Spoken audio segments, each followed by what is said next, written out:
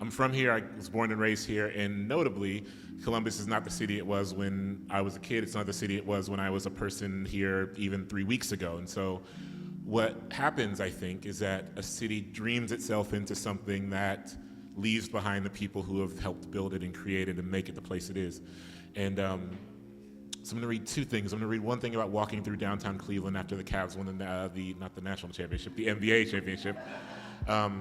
And given that we are on the 20th or 10th anniversary of Michael Brown's murder, I'm going to read a small thing about Ferguson.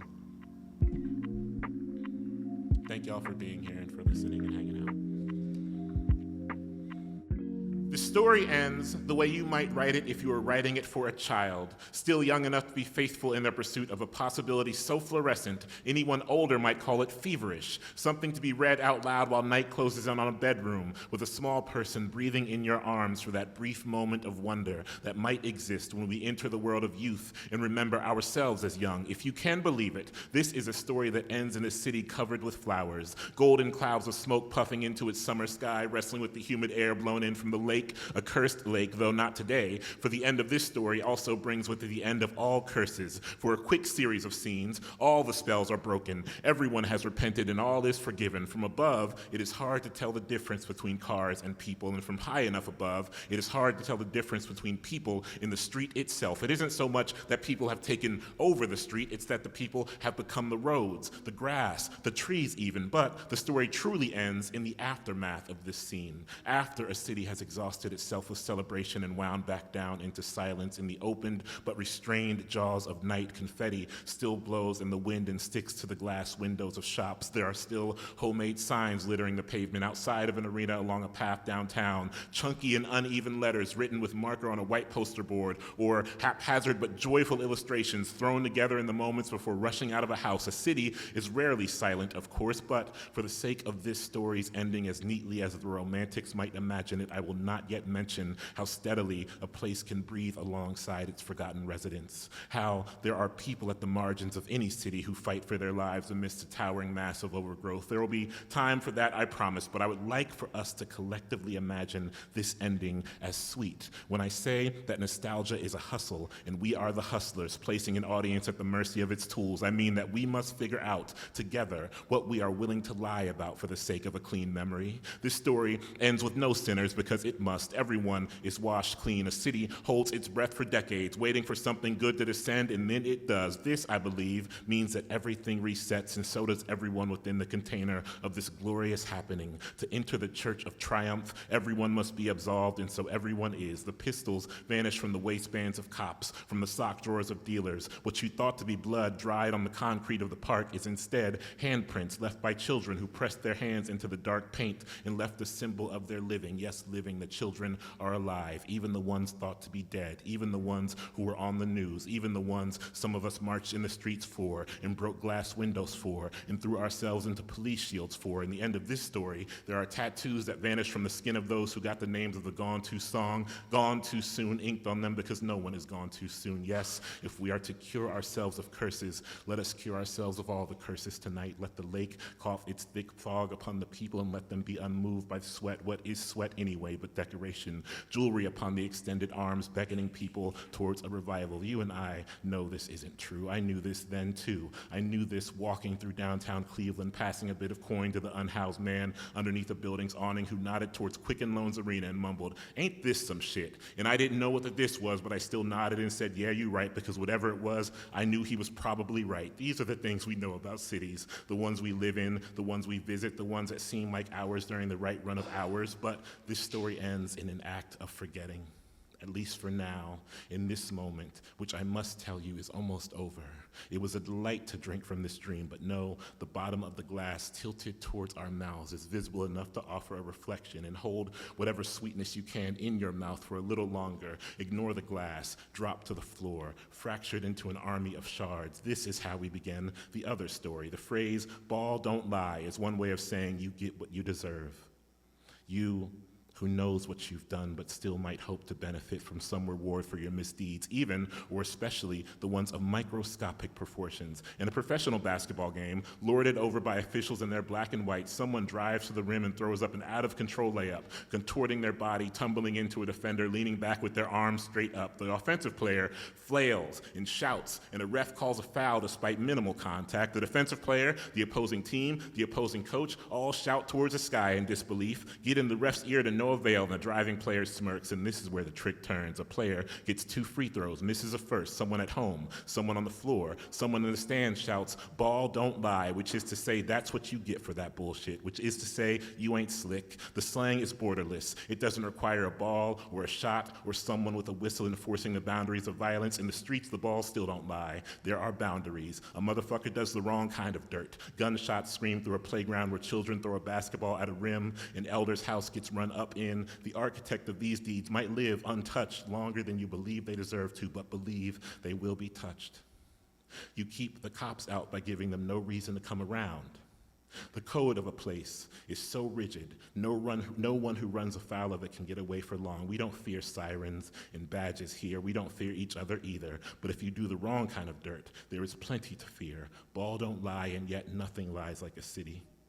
A place that holds within it a container of our memories, even if they aren't the good memories. A city is a vessel, a mirror for our past selves, and so it gets away with its lying sometimes. I lie to myself about the places I love, even when I don't want to, even when the places I love don't look like the places I love anymore. You look into the mirror, and the mirror laughs. Ask what good the reflection is if everything has turned to dust, and still I forgive and forgive because I have to. I call this loyalty. There is no consequence I can inflict, no shot spinning off of a rim to reconcile both the lying and the acceptance of it. And so a place defines itself by its brightest moments, the best of who makes it out, the trophies that march through its downtown, the children chasing them, reaching up to see the reflections of their hand in the gold. And so, to survive, a city's people sometimes lie their way through the labyrinth of grief, and depending on the city, depending on the season, I might join the people in their lies, in their wandering. I'm not immune to the whispers that pour from my own open mouth and make their way into another unsatisfying night, even when I wish they wouldn't.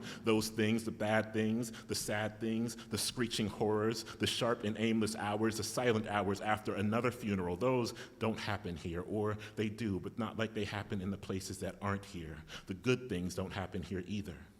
Confetti doesn't somersault seemingly from the heavens to nestle itself into a child's hair for hours. We don't lose all the time here, but we certainly don't win. That happens in other places, but not this one. Running into a land of no expectations isn't quite pleasurable, but it also isn't disturbing the hum of heartbreak. Eager to be inflamed by foolish hope, I have lied to myself to keep loving a city, to keep myself fixed in the place I am because I'm afraid I know the truth about America, that nowhere is forgiving. And so the unforgiving familiar is better than anywhere else. I've heard of all the lies too.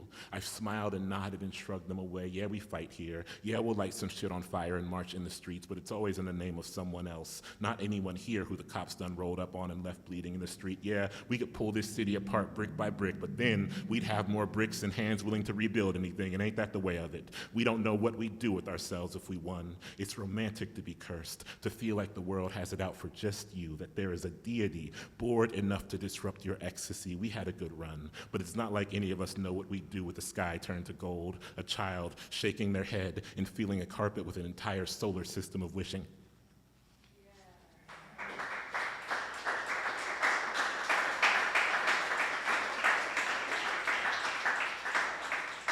And I'm going to read this small piece about Ferguson. That is not really about Ferguson. Then again, I suppose everything is, at least in the way that we imagine our political and protest structures post-2014. It's funny because I nearly swallowed a fly. Though, no, like when I was reading, it was like hovering. But it was, what a mercy, it like just kind of hovered by the microphone. So I hope there's someone like recording the audio from the mic output, because you would hear the little buzzing. That would be kind of, that would be sweet. Okay. I'm going to jump around, so let me make sure this can seamlessly transition. It's funny because when you write like a book of I guess what some would call lyrical nonfiction, but I guess for me it's just nonfiction. You tend to like nothing I read is linear. You know, I'm always finding what is on page, say, 285 that goes seamlessly into something from page 315 that people won't really notice unless they see me like jumping large sections of the text. And so what I like about this book is that it's also just like a puzzle piece. Like I just read from like 4 different pages entirely that are not in order. And I'm gonna try to do that here, but it's gonna be a little bit sloppier, but we'll see. And then I'm excited to talk to Zach. I found myself in Ferguson in the late summer of 2014 because some black folks I knew went because they were curious, some because they were angry. I was more angry than curious, but I knew that I didn't want to sit at home and watch from afar. It was the first time I'd seen up close what happens when people peel back a portion of a city's mask. And it was the first time I'd seen up close what happens when how a city fights back and continues to keep its facade poorly concealed. I had never before been in front of a wall of smoke so thick my own 2 hands vanished when I pushed them forward, so thick that I lost my newfound friends in the smoke between us. I had never held a stranger's face in my palms and flushed out their eyes after tear gas had seeped in, and they writhed in fear, insisting they couldn't see, that they might never see again. Less than a year later, I watched the Baltimore uprisings from live streams in my sloppy makeshift home office in my Connecticut apartment, staying up until 2 or 3 in the morning, anxiously tracking the movements of protesters and the tanks and choppers and gun barrels pointed at them. One night, I watched as a lone protester shouted directions to their peers through a bullhorn. A tank slowly emerged in front of them, pulling up and blocking the camera, and when the tank moved on, the protester had vanished as if they had been swallowed by the machine itself, and I remember blinking hard, thinking that I'd imagined it. In the chat side of the live stream, a scroll of concerned comments unfurled, all asking if everyone had seen what I too had seen, and I didn't sleep for hours later, the sun coming up, when the protesters said they were safely home. So spectacular isn't all that unfolds in a matter of unstoppable seconds. There is more than a ball pirouetting through an arena sky, more than a protester navigating a course toward destiny. Have you considered how quickly a heart can stop beating, how quickly blood can sprint from a wound? There is no clock that turns back so quickly that life might be gifted to the dead. There is no resurrection from the panic ticking that haunts the already eager fingers on triggers, and I am talking real triggers. The bullet travels faster than the speed of sound, and so what to make of the cop who pulls up in a car and maybe shouts, but maybe doesn't, but definitely fires a bullet that arrives before the sound of his voice? What to make of this besides someone who wanted someone else dead, someone who made up their mind, who did not, in doing so, imagine the casket or the mother crying atop it, the sound of dirt being placed upon a child's grave travels faster than the bullet but cannot stop it, no matter the symphony of moaning, no matter the weight of the earth, no matter, thank you.